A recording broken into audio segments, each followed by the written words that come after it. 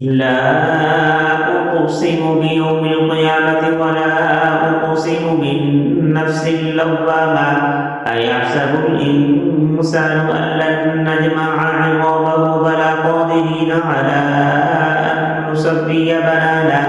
بل يريد الإنسان ليفجر أمامه يسأل أيان يوم القيامة فإذا برق البصر فخسف القمر فجمع الشمس والقمر يقول الإنسان يومئذ أين المفر كلا لا وزر إلى ربك يومئذ المستقر ينبأ الإنسان يومئذ بما قدم وأخر بل الإنسان على نفسه بصيرة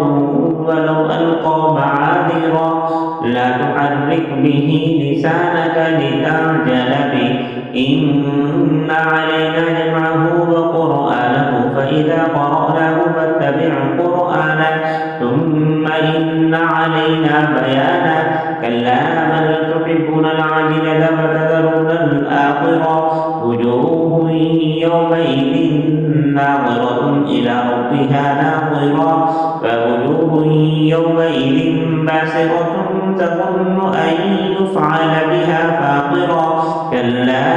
إذا بلغت التراقي وقيل من راق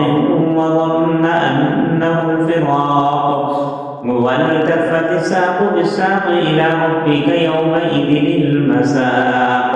فلا صدق ولا صلى ولكن كذب وتولى ثم ذهب إلى أهله يتمطى أولى لك فأولى ثم أولى لك فأولى أيحسب الإنسان أن يترك سدى ألم يكن نطفة من مني يمنى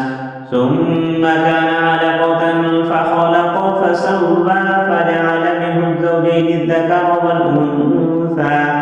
أليس ذلك بقادر على أن يحيي